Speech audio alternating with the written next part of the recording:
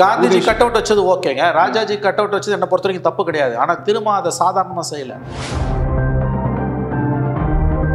திமுகவிடம் தனக்குள்ள அதிருப்தியை வெவ்வேறு விதங்களில் அவர் தொடர்ந்து வெளிப்படுத்திக் கொண்டே வருகிறார். மது விலக்கு என்ற கான்செப்ட் அடிப்படையில் தவறானது, காலத்துக்கு ஒவ்வாதது, உலகம் முழுதும் தோற்றுப்போனது. கடந்த 10 தேர்தலில் இவங்களோட மேனிஃபெஸ்டோஸ் அசம்பிளி எலெக்ஷனில் எடுத்து பார்த்தீங்கன்னா, அல்லது 5 தேர்தல் எடுத்து பார்த்தீங்கன்னா, எப்படி விதவிதமாக டிசனாக மக்களை இவனுங்க ஏமாத்திருக்காங்கன்றது உங்களுக்கு தெரியும். எல்லா கூட்டணி கட்சிகளுக்குமே வருத்தங்கள் இருக்குது. இவர் ஒருத்தர் தான் பேசுகிறாரு, கம்யூனிஸ்டுகள் வந்து சைலண்ட்டாக இருக்காங்க. வெல்ல முடியாமல், துப்பவும் முடியாமல், வெளியில் முழுங்கவும் முடியாத ஒரு இஷ்யூ மதுவிலக்கு. யாருக்குன்னா வாக்கு வங்கி அரசியலில் வெற்றி பெற வாய்ப்புள்ள கட்சிகள். திருமாவளவன் 2026 திமுக கூட்டணியை விட்டு கண்டிப்பாக வெளியே வரமாட்டார். 2026 கூடுதலாக அரசியல் ரீதியாக பொலிட்டிக்கல் ஸ்பேஸுவாங்க. 6 சீட்டெல்லாம் இனிமேல் பத்தாது, கூடுதலாக வேணும். அந்த மாதிரி டபுள் ஆர் ட்ரிபிள் 15 ஒரு 15-20 சீட்டாவது வேண்டும் என்ற எண்ணிக்கையில் தான் இந்த மெட்ரோக்கு வந்து செகண்ட் ஃபேஸுக்கான இவ்வளோ பெரிய தொகை நேற்று கேபினெட் அப்ரூவ் பண்ணதுன்றது வெறும் நிர்வாக முடிவு மட்டும் கிடையாது, அது கண்டிப்பாக மோடி அரசின் ஒரு அரசியல் முடிவு. இந்த வீடியோவை உங்களுக்கு வழங்குபவர்கள் பேசஸ் pay, secure digital payments with multiple features and great success rate. வணக்கம் நேயர்களே, இன்றைய OH தமிழ் உரையாடலில் நம்மோடு மூத்த பத்திரிகையாளர் திரு மணி அவர்கள், அவரை அன்போடு வரவேற்கிறோம். சார் வணக்கம். வணக்கம் தெரியும் சார். விடுதலை சிறுத்தைகள் கட்சியினுடைய மது மற்றும் போதை ஒழிப்பு மகளிர் மாநாடு, இந்த மாநாடை பொறுத்தளவில் உங்களுடைய பார்வையில் வெற்றிகரமாக ஒரு அமைந்திருக்கக்கூடிய மாநாடு அப்படின்னு சொல்லுவீங்களா, இல்லை அதில் குறிப்பிட்டு சொல்லக்கூடிய அல்லது விமர்சனம் செய்யக்கூடிய அளவிற்கு சில விஷயங்கள் அங்கே நடந்துச்சுங்கிற மாதிரி பார்ப்போம்? இல்லை, ஓவராலாக இந்த மாநாடு அப்படின்போது நோக்கம் நல்ல நோக்கம், அதில் யாருக்கும் சந்தேகம் கிடையாது. மது ஒழிக்கப்படணும், போதைப்பொருள் ஒழிக்கப்படணுன்றது, மதுவை விட போதைப்பொருளை ஒழிக்கணுன்றதுல யாருக்கும் எந்த மாற்று கருத்தும் இருக்க முடியாது. ஆனால் மது விலக்கு என்ற கான்செப்ட் அடிப்படையில் தவறானது, காலத்துக்கு ஒவ்வாதது, உலகம் முழுதும் தோற்றுப்போனது அப்படி தான் நான் இதை பார்க்குறேன். ஏன்னா எங்கேயுமே வந்து மது விலக்கு என்ற கொள்கை வெற்றி பெற்றதா சரித்திரமே கிடையாது. குறிப்பாக பார்த்தீங்கன்னா 1920 1933 வரைக்கும் 20ஆம் நூற்றாண்டில் அமெரிக்காவில் மேற்கொள்ளப்பட்ட மது விலக்கு தான் வந்து உலகிலேயே மேற்கொள்ளப்பட்ட மிகப்பெரிய பரிசோதனை. அது தோற்று போய் அது சைட் பை சைடு வந்து வேறு குற்றச்செயல்கள், மாஃபியாஸ் வளர்வதற்கு தான் வந்து வழிவகுத்தது. அதனால் 33 அது அமெரிக்காவில் கைவிடப்பட்டது. உலகின் பல நாடுகளிலும் முயற்சி செய்யப்பட்டு தோற்று போன விஷயம். இந்தியாவில் வந்து பல மாநிலங்களில் வந்து அது திரும்ப முயற்சிக்கப்பட்டு தோற்று போனது. இன்றைக்கி வந்து பெயரளவில் மதுவிலக்கு இருக்கக்கூடிய குஜராத், பீகார், மிசோராம், இன்னொரு மாநிலம், 4 மாநிலங்களில் கூட பிளாக் மார்க்கெட்டில் வந்து வெள்ளமாக கள்ளசாராயம் ஓடுது. எந்த அளவுக்குன்னா குஜராத்திலேருந்து தமிழ்நாட்டுக்கு மறுவாழ்வு தேடி, அதாவது டி அடிக்ஷன் சென்டர்ஸ், குடிபோதையிலேருந்து மீள்வதற்கான சிகிச்சைக்காக தமிழ்நாட்டுக்கு வரக்கூடிய நோயாளிகள் இருக்கிறார்கள். நீங்கள் எந்த டி அடிக்ஷன் சென்டர்ஸில் போய் கேட்டிங்கனாலும் சொல்லுவாங்க. அப்படின்னா அந்த அளவுக்கு டி அடிக்ஷனுக்கு போகிற அளவுக்கு மதுபானங்கள் அங்கே கிடைக்கிறதுக்கு ப்ரொஹிபிஷன் இருக்க ஸ்டேட்லனா நீங்கள் புரிஞ்சுக்கலாம் அது எப்படின்றது. மகாராஷ்டிராவில் 1960களில் மிகப்பெரிய அளவில் பரிசோதிக்கப்பட்டு தோற்று போய் அதன் பிறகு அது எந்த அளவுக்கு நடைமுறைக்கு ஒவ்வாதது என்பதை அரசுகளே புரிந்து கொண்டன. இன்ஃபேக்ட் மதுவால் வரக்கூடிய தீமைகள், ஆல்கஹாலிசம் என்று நாம் சொல்லக்கூடிய அந்த பிரச்சனைக்கான தீர்வு வந்து மதுவிலக்கு கிடையாது என்று உலக சுகாதார நிறுவனம் திரும்ப சொல்லி கொண்டிருக்கிறது. ஆகவே முதல்ல அந்த பிரச்சனையை பற்றி, அந்த இஷ்யூ மதுவிலக்கு பற்றின என்னுடைய பார்வை என்பது 100% சாத்தியமற்ற, இன்றைய நவீன உலகத்திற்கு பொருந்தாத, மனித உளவியலுக்கு எதிரான ஒரு விஷயத்தை திருமாவளவன் பேசி கொண்டிருக்கிறார். ஆஸ் அ கான்செப்ட் நான் சொல்கிறேன். ரெண்டாவது, பொலிட்டிக்கலாக இதை பார்த்தீங்கன்னா, இந்த பிரச்சனையை இன்னைக்கு கையில் திருமாவளவன் அவர்கள் எடுத்திருப்பது என்பது கடந்த ஒரு 4 மாதமாகவே அதை அவர் பேசுகிறார். பார்லிமெண்ட்டில் கூட அதை பேசினார். நேஷனல் லெவலில் ப்ரொஹிபிஷன் வரணும்லாம் பேசினார். இன்றைக்கி அதை அவர் பேசுவது என்பது என்னென்னு கேட்டிங்கன்னா, திமுகவிடம் தனக்குள்ள அதிருப்தியை வெவ்வேறு விதங்களில் அவர் தொடர்ந்து வெளிப்படுத்தி கொண்டே வருகிறார். எது வாய்ப்பு கிடைக்கும் போதெல்லாம் அவர் கடந்த 4 மாதங்களாக தேர்தல் முடிவுகளுக்கு பிறகு வெளிப்படுத்தி கொண்டே வருகிறார். அவங்களுடைய துணை தலைவர் ஆதவ அர்ஜுனா என்னெல்லாம் பேசினார்ன்றதுலாம் அவங்களுக்கு தெரியும். ஒரு 4 தொலைக்காட்சிகளுக்கு அவர் கொடுத்த பேட்டி ஒரு 10 நாளைக்கு முன்பு பேசுபடு பொருளாச்சு. அப்புறம் அது மாதிரி அது அமைதியான ஒரு அடங்கி போயிருக்கு, தீர்ந்து போல அடங்கி போயிருக்கு. திருமாவளவன் அவர்கள் இன்றைக்கி இந்த மதுவிலக்கு மாநாடை நடத்தினது, அதில் திமுகவும் கலந்து வச்சு. ஏன்னா முதலமைச்சர் ஸ்டாலின் அவர்கள் வெற்றிகரமாக தன் மீது எய்யப்பட்ட அம்பை மோடி பக்கம் திருப்பி விட்டு விட்டார். முதல்ல மதுவிலக்கு மாநாடுன்னு போடும்போது அமெரிக்காவில் இருந்தார் ஸ்டாலின் அவர்கள், அந்த அறிவிப்பு வந்தப்போ. அப்புறம் தமிழ்நாடு திரும்பிய பிறகு அவரை போய் அறிவாலயத்தில் பார்த்துட்டு வந்து திருமா சொன்னது, பிரதிநிதிகளை அனுப்புவதாக முதலமைச்சர் சொன்னார். கள்ளக்குறிச்சியில் இப்போ தான் 70 பேர் செத்து, நூற்றுக்கணக்கானவர்கள் உடல்நலம் பாதிக்கப்பட்ட கள்ளசாராய சாவுக்கு யார் காரணம் என்பது நன்றாக தெரியும். இந்த திமுக அரசு தான் அதற்கு காரணம் என்பது ஒரு குழந்தைக்கு கூட தெரியும். அப்படி இருக்கும்பொழுது அந்த திமுக பிரதிநிதிகளை அழைத்து மதுவிலக்கு மாநாட்டில் பேச வைப்பது என்பது ஒரு விதத்தில் பார்த்தார் கேலி கூத்தின் உச்சம்தான். அதாவது அந்த மாநாட்டை திமுக தன்னுடைய கட்டுப்பாட்டுகள் எடுத்துக்கொண்டு விட்டது. தன் மீது எய்யப்பட்ட அம்பை மோடி பக்கம் திருப்பி விட்டு விட்டார் ஸ்டாலின் அவர்கள். நீங்கள் எப்படி யோசிச்சு பாருங்களேன், அந்த மாநாட்டில் மட்டும் திரும்ப ஆர்எஸ் பாரதியும் இவர் நம்முடைய கேஎஸ் இளங்கோவனும் கலந்து கொள்ளவில்லை என்றால் அந்த மாநாடு வந்து திமுக அரசுக்கு எதிரான பிரகடனமாக மாறியிருக்கும். அதில் கலந்து கொண்டதன் மூலம் திமுக அந்த மாநாட்டின் நோக்கத்தையே சிதறடித்திருக்கிறது, நீர்த்து போக செய்திருக்கிறது. எனவே அது ஒரு பக்கம். மெயின் இஷ்யூ திரும்ப ஏன் இதை இப்போ செய்கிறார்? அவருக்கு கூட்டணிக்குள்ள பல அதிருப்திகள் இருக்கின்றன. 2026 கூடுதலாக அரசியல் ரீதியாக பொலிட்டிக்கல் ஸ்பேஸுவாங்க, தன்னுடைய இடத்தை மேலும் விஸ்தரிக்க அவர் விரும்புகிறார். ரொம்ப பிளண்ட்டாக சொல்கிறதுனா 6 சீட்டெல்லாம் இனிமேல் பத்தாது, கூடுதலாக வேணும். அந்த மாதிரி டபுள் ஆர் ட்ரிபிள் 15 ஒரு 15-20 சீட்டாவது வேண்டும் என்ற எண்ணிக்கையில் தான் அவருடைய நோக்கங்கள் நீள்கின்றன என்று சொல்லுகிறார்கள். அதாவது இதை இப்படி சொல்லலாம், நீங்கள் சீட்டு கேட்குறாருன்னா கூட அவரை கொச்சப்படுத்துறீங்க அப்படின்வாங்க. அப்படி அல்ல, தன்னுடைய பொலிட்டிக்கல் ஸ்பேஸை வந்து அவர் எக்ஸ்பேண்ட் பண்ணணும், விரிவுபடுத்தணும்னு நினைக்கிறார். அதுக்கு 6 சீட்டெல்லாம் பத்தாது. இன்னொன்று, கடந்த சில ஆண்டுகளாக அவர் செய்து கொண்டிருக்கக்கூடிய சில காரியங்களை பார்த்தீங்கன்னா இன்ட்ரெஸ்டிங்காக இருக்கும். அது வந்து ஒரு தமிழ்நாட்டில் இருக்கக்கூடிய கட்சி, தமிழ்நாட்டிலையும் புதுச்சேரியிலையும் இருக்கக்கூடிய கட்சி.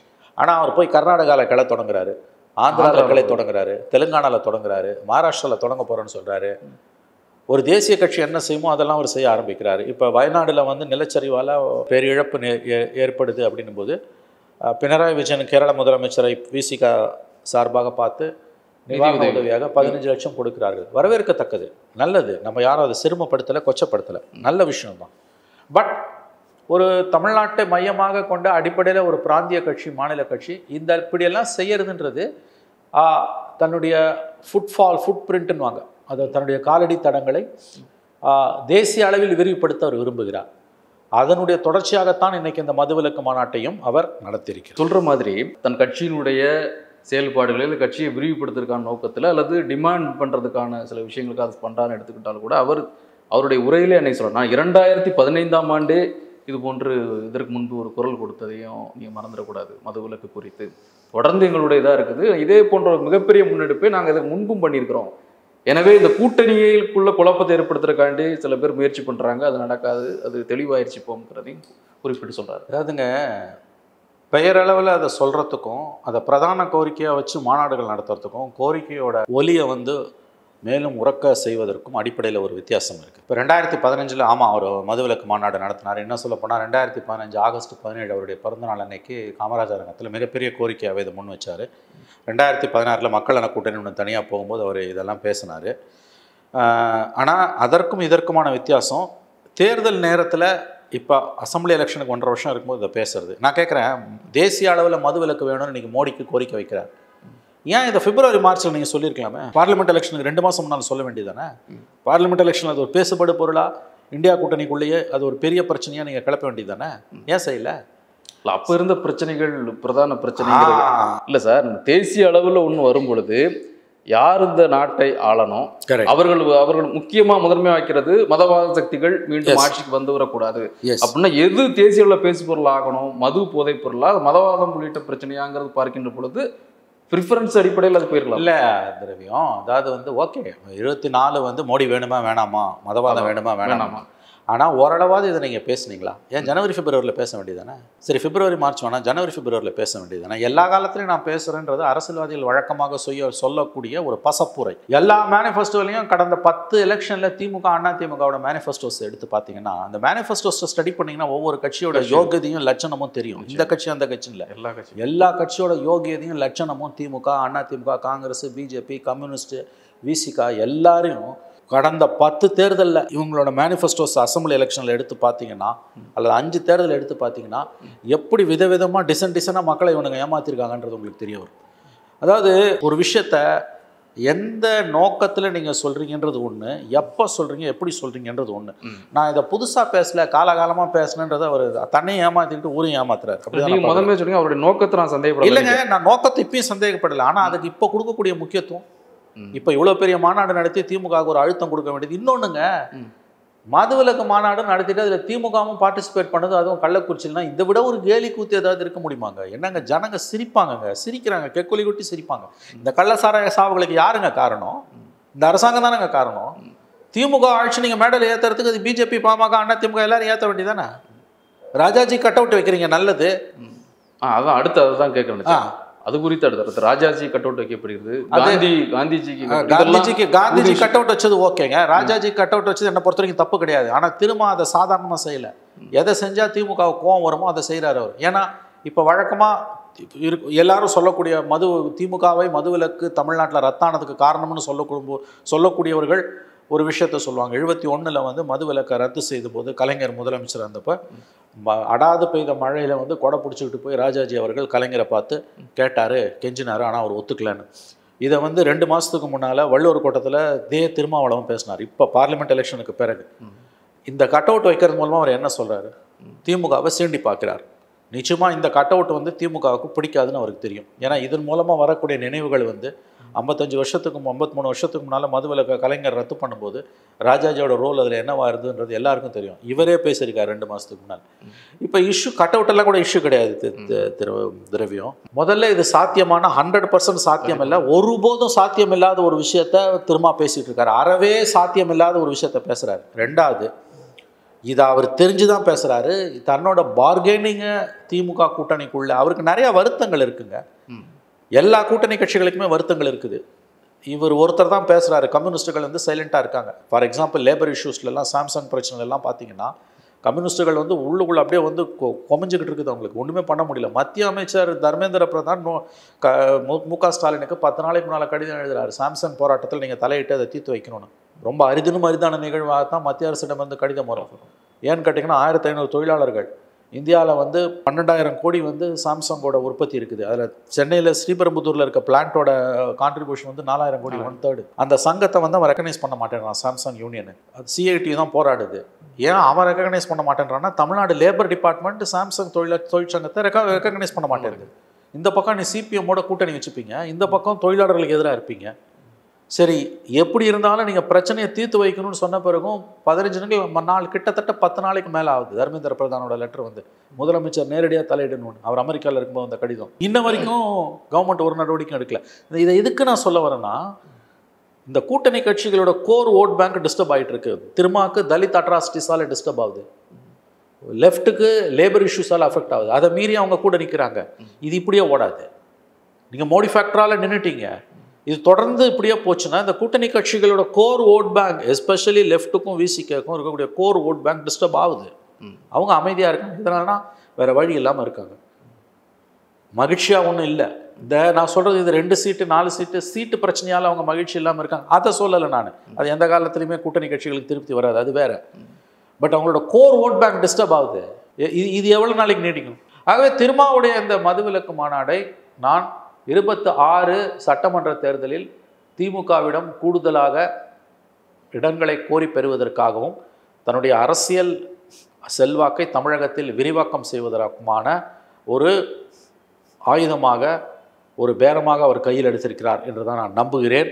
அவர் இதை எவ்வளோ மறுத்தார்னாலும் இதான் உண்மைன்றது தான் என்னுடைய கருத்து. அந்த கூட்டணி கட்சிகள் அங்கே பேசிய விஷயங்கள், அவர்கள் முன்வைத்த கோரிக்கைகள், அதாவது விசிக முன்வைக்கக்கூடிய கோரிக்கைகளுக்கு அவர் ஆதரவாக பேசின விஷயங்கள் எல்லாமே ஒரு கூட்டணி கட்சி அடிப்படையில் மட்டும்தான் நம்ம எடுத்துக்கணுமான்னு கேட்குறேன். ஃபண்டமெண்டலி அடிப்படையில் தன்னுடைய பேரத்தை 26இல் அதிகப்படுத்துவதற்காக இதை அவர் கையில் எடுத்திருக்கிறார். இது வந்து ரொம்ப சீரியஸான ஒரு இஷ்யூ. நான் சொல்கிறேன், இந்த மதுவிலக்குன்றது ரொம்ப நெருடலான, அதாவது மெல்ல முடியாமல் துப்பவும் முடியாமல் வெளியில் முழுங்கவும் முடியாத ஒரு இஷ்யூ மதுவிலக்கு. யாருக்குன்னா வாக்கு வங்கி அரசியலில் வெற்றி பெற வாய்ப்புள்ள கட்சிகள், வாய்ப்புள்ள ஜெயிக்கிற கட்சிகளுக்கு, திமுக, அதிமுக, காங்கிரஸ், வட மாநிலங்களில் பிஜேபி, கேரளா மாதிரி மாநிலங்களில் கம்யூனிஸ்டுகள், ஜெயிக்க வாய்ப்புள்ள எல்லா கட்சிகளுக்கும் இந்த மதுவிலக்குன்றது ரொம்ப, ஏன்னா அதை வந்து தப்புன்னு சொல்ல முடியாது, ஓட்டு போயிடும் அல்லது ஓட்டு போய்டுன்ற பெர்செப்ஷன் வந்துடும். ஏற்றுக்கவும் முடியாது, நடைமுறையில் சாத்தியம் இல்லை. இதை எவன் கலப்புறான்னு யார் கலப்புறான்னு பார்த்தீங்கன்னா, ஜெயிக்க வாய்ப்பே இல்லாத பெரிய கட்சிகள் ஏதாவது ஒன்னோடு சேர்ந்து 4 சீட் 5 சீட் ஜெயிக்கக்கூடிய கட்சிகள் தான் இதை செய்கிறான். வைகோ பண்ணார் இது 15. மதுக்கடைகளை அடித்து உடையுங்கள், மதுவிலக்கு வரும்னு பச்சையாக வன்முறைக்கு அறைகோல் விடுத்தார். கல்லூரி மாணவர்கள் போய் பச்சபாஸ் காலேஜ் பசங்க அம்ஜகரில் ஒரு கடையை அடிச்சு உடச்சு அதில் 10 பசங்களை அவங்க ஊர்லேயே பிரச்சனை நடந்தது. அவங்க ஊர்லேயே கலிங்கப்பட்டியில் கடை அடிச்சு வச்சார். இத்தனைக்கு பல வருஷமாக இருக்க கடை திடீர்னு ஞானோதயம் வந்து அவங்க அம்மாவே சொன்னாங்க கடையை உடைன்னு சொன்னார்னு போய் கடையை உடைச்சாங்க. வைகோ பேச்சை கேட்டு இங்கே பச்சபாஸ் காலேஜ் பசங்க அம்ஜகரில் ஒரு கடையை உடச்சி கிட்டத்தட்ட 30-40 மாணவர்களோட எதிர்காலமே பாழாச்சு போலீஸில் மாட்டி. அதுக்கு பிறகு ஏதாவது பேச்சு வந்ததா? எத்தனை தேர்தல் வந்தது? ஸோ பாமக அதே மாதிரி இன்றைக்கி விசிகா. நல்லா கவனிங்க, திமுகவோ அண்ணா திமுகவோ காங்கிரஸோ வட மாநிலங்களில் பிஜேபியோ லெஃப்ட்டோ இதை பேச மாட்டான். இந்த இஷ்யூ வந்து இந்தியன் கண்டெக்ஸ்டில் இந்திய சூழ்நிலையில் பார்த்தீங்கன்னா, மறுபடியும் சொல்கிறேன், மெல்ல முடியாத, துப்ப முடியாத, முழுங்க முடியாத ஒரு இஷ்யூ. அதை போய் தொட்டிருக்காரு. இது எதுக்குன்னா திமுகவுக்கு மேக்ஸிமம் படைச்சலை கொடுக்கறதுக்கு, அதிகமாக சீட்டை வாங்கிறதுக்கு இது நடக்கும். ஆனால் கூட்டணியை விட்டு அவர் வெளியில் வரமாட்டார். நான் அதையும் உறுதியாக சொல்கிறேன். திருமாவளவன் 2026 திமுக கூட்டணியை விட்டு கண்டிப்பாக வெளியே வரமாட்டார். இவருக்கு ஒரு ஃபேஸ் சேவிங்னு வாங்க, அதை டிஎம்கே கொடுக்கும். இவ்வளோ கடைகளை நாங்கள் குறைக்கிறோம், இத்தனை ஆண்டுகளுக்குள்ள மது விலக்குக்கான பயணத்தை நோக்கி நாங்கள் நகர்வோம், இப்படிலாம் வந்து பலவிதமான ஜிகினா வேலைலாம் நடக்கும். சேல்ஸ் எப்பயும் குறைய போகிறது கிடையாது. 500 கடையை மூணுன்னாங்க, சேல்ஸ் குறைஞ்சுதா, ரெவென்யூ குறைஞ்சுதா, கன்சம்ஷன் குறைஞ்சுதா? எதுவுமே குறையில. ஸோ திருமாவுக்கு ஒரு ஃபேஸ் சேவரை ஸ்டாலின் கண்டிப்பாக கொடுப்பார், சீட்டும் கூட கொடுப்பார். அதனால் 26 தேர்தல் திருமா திமுகவுடன் தான் இருப்பார். மற்றபடி இந்த மாநாடை பற்றி பெருசாக பேசுகிறதுக்கு ஒன்றுமே கிடையாது. அறவே சாத்தியம் இல்லாத ஒரு விஷயத்தை தெரிந்தே மக்களை ஏமாற்றி கொண்டிருக்கிறார் திருமா. தேசிய அளவில் முதல்ல மது விலக்கு எப்படி சாத்தியம்? முதல்ல தமிழ்நாடு கேட்குதுன்னு தேசிய அளவில் மது விலக்கை ஏன் மத்திய அரசு கொண்டு வரணும்? ஒவ்வொரு மாநிலங்களுக்கும் ஒரு தேவை இருக்குது. நீங்கள் சொல்கிறீங்கன்றதுக்காக கொண்டு வரணும்னு அவசியம் கிடையாது. இன்னொன்று, ஒருத்தர் குடிக்காதன்னு சொல்கிறதே தவறானதுங்க. இஷ்டப்பட்டவன் குடிக்க போகிறான், இல்லாமல் குடிக்காமல் இருக்க போகிறான். இங்கே தமிழ்நாட்டில் நடக்கிறது அட்டூழி என்னென்னா, மதுவை இந்த கவர்மெண்ட்டை ப்ரமோட் பண்ணுது, டார்கெட்டை வச்சு விற்கிறது, ஆர்டிஐயில் இன்ஃபர்மேஷன் கேட்டால் கொடுக்க மாட்டேன்றது, கல்யாண வீட்லேயும் ஸ்போர்ட்ஸ் ஸ்டேடியத்துலேயும் மதுபானங்களை விநியோகம் பண்ணலான்னு ஜீவோ போட்டுட்டு அப்புறம் அதில் அந்த கல்யாண வீட்டில் டிஸ்ட்ரிபியூட் பண்ணுறது மட்டும் வாபஸ் வாங்குறது. மெயின் அந்த ஸ்போர்ட்ஸ் ஸ்டேடியத்தில் டிஸ்ட்ரிபியூட் பண்ணுறது நாங்கள் பண்ணுவோன்றோம். இப்போ கோர்ட்டில் கேஸ் இருக்குது. கேட்டால் சிஎம்முக்கு தெரியாமல் பண்ணிட்டாங்கன்றாங்க. அப்போ மந்திரி அந்த செந்தில் பாலாஜி அப்படி ஒரு ஜீவோவே இல்லைன்னாரு. அப்புறம் அவன் ஜீவோவை எடுத்து போட்டான் எண்டு பேப்பரில், எனக்கு தெரியாமல் போட்டாங்கன்னாரு. ஜீவோ எனக்கு தெரியாமல் வந்துடுச்சுனாரு. விதவிதமாக நாடகம் ஆடுது இந்த அரசு. ஆர்டிஐயில் கொரி கேட்டால் சிம்பிள் கொஸ்டினுங்க. டாஸ்மாக தான் ஒட்டுமொத்த விநியோகஸ்தர் தமிழ்நாட்டுக்கு. அவன் தான் கொள்முதல், அவன் தான் விநியோகம். எந்தெந்த ஃபேக்ட்ரியிலேருந்து எவ்வளோ மதுபானங்களை நீங்கள் பிராண்டு கொள்முதல் பண்ணுறீங்கன்னு ஒரு அடிப்படை கொஸ்டினை கேட்டால் கொடுக்க முடியாது. ஏன்னா அதில் தகவல் வந்துன்னா அவங்க யோகியத்தை தெரிஞ்சிடும். எவன் நடத்துகிற ஆலையில் என்னென்ன நடக்குது. நீயே போட வேண்டியதான வெப்சைட்டில். மதுவை விற்பனை பண்ணுறது இந்த கவர்மெண்ட்டோட அது கிடையாதுங்க பிரச்சனை. மதுவை இவங்க ப்ரமோட் பண்ணிகிட்டு இருக்காங்க. இதுக்கு தீர்வு மதுவிலக்கு கிடையாது. திரும்ப இந்த எண்டுக்கு போய் நிற்கிறாரு. சாத்தியமற்ற ஒரு விஷயத்தை பேச தொடங்கி இருக்கிறார் திருமா. ஒன்றும் பெருசாலாம் ஒன்றும் நடக்க போகிறதில்ல. ஆங்கிலத்தில் சொல்லுவாங்க, it could be maximum storm in a tea cup. ஒரு தேநீர் கோப்பைக்குள்ளே வரக்கூடிய புயலாக தான் அது இருக்கும். நிச்சயமாக 26 திமுக கூட்டணியில் திருமாவளவன் தொடருவார். நிறைவாக மெட்ரோ ரயில் திட்டம் 2ஆம் கட்ட ரயில் திட்டத்திற்கு வந்து மத்திய அரசின் நிதி ஒதுக்கீடு குறித்த செய்தி நேற்று இரவு அந்த செய்தி மத்திய அமைச்சர்கள் ஒப்புதலுக்கு பிறகு வந்த அந்த செய்தி இன்று செய்தித்தாளில் பார்த்தீங்கன்னா பெரிய அளவில் பார்க்க முடியுது. திரு மு க ஸ்டாலினும் மோடிக்கு நன்றி சொல்லியிருக்கிறார். ஸோ இது ஒரு இயல்பான கோரிக்கை வைத்து அது நிறைவேற்றப்பட்டிருக்கு அப்படின்னு பார்க்கணுமா, அதில் அதுக்குள்ளே வேறு ஏதாவது விஷயம் இல்லைங்க. இது நல்ல ஒரு முடிவு. தமிழ்நாட்டுக்கு நல்லது நடந்திருக்கு, எல்லாம் நல்லது, ஃபைன். ஆனால் இதை நம்ம அப்படியே பார்க்கக்கூடாது. இதை கொஞ்சம் உன்னிப்பாக தான் பார்க்கணும். அவ்வளோ பெருந்தன்மை வாய்ந்தவராக மோடின்னு தான் நம்ம பார்க்கணும். ஸ்டாலின் அவர்கள் 15 நிமிஷம் தான் அப்பாயின்மெண்ட்டு, 45 நிமிஷம் அந்த சந்திப்பு நீண்டது. இதை வந்து நீங்கள் இந்த கடந்த 4 மாதமாக நடக்கிற சம்பவங்களோட பாருங்கள். ராஜ்நாத் சிங் வந்து கருணாநிதி சமாதியை சுற்றி வந்தது. நாணயம் வெளியிட்ட பிறகு தேனே மானேன்னு கருணாநிதியை புகழ்ந்தது. 70 ஆண்டுகளாக இந்தியாவில் இருக்கக்கூடிய கட்சிகள் 60களில் தோன்ற கட்சிகளே உயிரோடு இருக்க ஒரே கட்சி திமுக தான்றது பிராந்திய கட்சியில். இந்த பக்கம் கவர்னர் வந்து கேட்ட உடனேயே செந்தில் பாலாஜிக்கு பதவி பிரமாணம் செஞ்சு வைக்கிறது, பொன்முடியை நீக்கிறது, பிஜேபியை கடுமையாக எதிர்த்து பிஜேபியை ஏன் எதிர்க்க வேண்டும்னு மிக அற்புதமாக ஆங்கிலத்தின் தமிழ்லையும் 100 கேள்விகளை எழுப்பிய மனோ தங்கராஜன் நீக்கினது. இது எல்லாத்தையும் பேக்ரவுண்டில் இதை நீங்கள் பார்த்தீங்கன்னா, நான் வழக்கம் போல் இதை வந்து நான் சொல்கிறத வந்து வசைப்பாடுவார்கள். மோடியின் அரசியல் அறிந்தவர்களுக்கு இது புரியும். இந்த மெட்ரோ செகண்ட் ஃபேஸுக்கான இவ்வளோ பெரிய தொகையை வந்து யூனியன் கேபினெட் மத்திய அமைச்சரவை ஒப்புதல் கொடுத்ததுன்றது நல்லது, வரவேற்கத்தக்கது. ஆனால் இது வெறுமனே ஒரு நிர்வாக முடிவாக பார்க்காதீங்க. மோர் தேன் மீட்ஸ் த ஐன்னுவாங்க. நம்ம பார்க்குறத விட அதிகமாக அதில் இருக்குது. ஏதோ ஒரு விதத்தில் வந்து என்னமோ ஒரு ஆங்கிளில் இவர்கள் திமுக வந்து மத்திய அரசுடன், மாநில அரசு மத்திய அரசுடன் சமரசம் செய்ய ஆரம்பித்திருக்கிறது. ஏதோ சில இஷ்யூஸில், அது என்னன்னு தெரியல. கண்டிப்பாக அந்த சம் சார்ட் ஆஃப் காம்ப்ரமைஸ் இல்லாமல் மோடி இறங்கி வர மாட்டார். ரெண்டாவது, இவங்ககிட்ட ஒரு 22 எம்பிஸ் இருக்காங்க. அது வந்து இவங்களோட மிகப்பெரிய பலம். இதை வச்சுக்கிட்டு தான் அவர் சந்திரபாபு நாயுடு, நிதிஷை வந்து பேலன்ஸ் பண்ண முடியும். அவங்க ரொம்ப மிரட்ட முடியாது. என்கிட்ட இந்த 22 இருக்குன்னு. இந்த மெட்ரோவுக்கு வந்து செகண்ட் ஃபேஸுக்கான இவ்வளோ பெரிய தொகை நேற்று கேபினெட் அப்ரூவ் பண்ணதுன்றது நிச்சயம் வந்து ஒரு வெறும் நிர்வாக முடிவு மட்டும் கிடையாது. அது கண்டிப்பாக மோடி அரசின் ஒரு அரசியல் முடிவு. அரசியல் முடிவுனா கிவ் அண்ட் டேக் இருக்கும். நிச்சயமாக இவங்க என்ன கொடுக்க போறாங்கன்றத தான் நம்ம பொறுத்து இருந்து பார்க்கணும். நன்றி. இந்த வீடியோ உங்களுக்கு பிடிச்சிருந்தா லைக் பண்ணுங்க, ஷேர் பண்ணுங்க, கமெண்ட் பண்ணுங்க. மறக்காம OH தமிழ் சேனலுக்கு சப்ஸ்கிரைப் பண்ணுங்க.